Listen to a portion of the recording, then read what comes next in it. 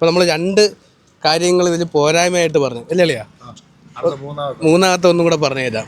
അത് നമ്മളിപ്പോൾ പുറത്തിറങ്ങിയപ്പോഴാണ് ശ്രദ്ധിച്ചത്.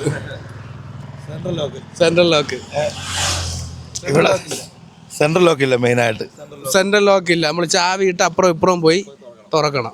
പിന്നെ നല്ല കൂളിംഗ് ബെൻസിനെ കാട്ടി നല്ല കൂളിങ്ങും കാര്യങ്ങളുണ്ട്. പിന്നെ സ്റ്റിയറിംഗ് കാട്ടില്ലേ കാറിന്റെ കംഫർട്ടാണ്. ഭാരത് ബെൻസിന് അത്ര ചാട്ട ഇല്ല. മറ്റേ ഭാരത് ബെൻസിന്റെ ക്യാബിനകത്ത് ഇരിക്കാൻ പറ്റത്തില്ല, ഭയങ്കര കുലുക്കോ. ഇതിനെ സംബന്ധിച്ച് അങ്ങനെ കുലുക്ക ഇല്ല. പിന്നെ കുറച്ചും കൂടെയൊക്കെ ഞാൻ ഭാരത് ബെൻസാണ് ഓടിച്ചോണ്ടിരുന്നത്. അത് 16 വില ട്രെയിലർ അല്ല, 16 വില ഓടിച്ചോണ്ടിരുന്നത്. അപ്പൊ അതിനെ കുറിച്ച് വെച്ചിട്ട് നോക്കുകയാണെന്നുണ്ടെങ്കിൽ ഓട്ടിക്കാൻ കുറച്ചുകൂടെ ഒക്കെ കംഫർട്ട് ആയിട്ടാണ് തോന്നുന്നത്. പിന്നെ ഭാരത് ബെൻസിന്റെ അത്ര പെർഫോമൻസ് ഇല്ല വണ്ടിക്ക്, അത്രേ ഉള്ളൂ. പക്ഷെ പവർ കൂടുതലാണ്. പക്ഷെ സഡൻ പിക്കപ്പ് ഇല്ല. പെല്ല ഓടി കയറത്തുള്ളൂ. ഇതിപ്പോ ഈ മാനുവൽ, അത് നേരത്തെ മാനുവൽ ആയിരുന്നല്ലേ, ഹെവി ലൈറ്റ് ഇങ്ങനെയൊക്കെ ഉണ്ടായിരുന്നു. 3 മോഡാ ഇതില്.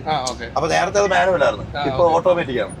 അപ്പൊ അതുകൊണ്ട് അത് ചേഞ്ച് ആയി വരണം ഓട്ടോമാറ്റിക്. മറ്റേ നമുക്ക് സ്വിച്ച് കയറി പോയാല് ഇതിപ്പോ ആ ഒരു സഡൻ പിക്കപ്പ് കിട്ടാൻ പാടാ. അപ്പൊ നമ്മള് ഉച്ചയൊക്കെ ആയപ്പോഴത്തേക്കും കൃഷ്ണലോട്ട് കയറുന്ന റോഡാണ് ഇത്. ഇനി ചെറിയ വഴിയിലൂടെയാണ് യാത്ര അല്ലേ അളിയാ? അപ്പോ ഏകദേശം എത്ര കിലോമീറ്റർ ഉണ്ട്? 5 കിലോമീറ്റർ ഉണ്ടല്ലേ? 5 കിലോമീറ്റർ ഈ വഴി തന്നെ. ഇനി കുറച്ചും കൂടി ആണെങ്കിൽ ഇനി ഇടും. ഇനി ചെറിയ വഴിയാവും.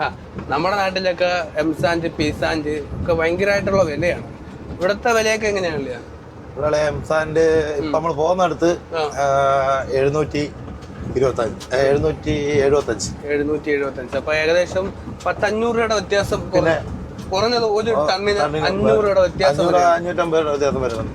അതായത് നാട്ടിലെ ഒരു ടണ്ണിന് ഇവിടുത്തെ 2 ടണ്ണോളം കിട്ടും.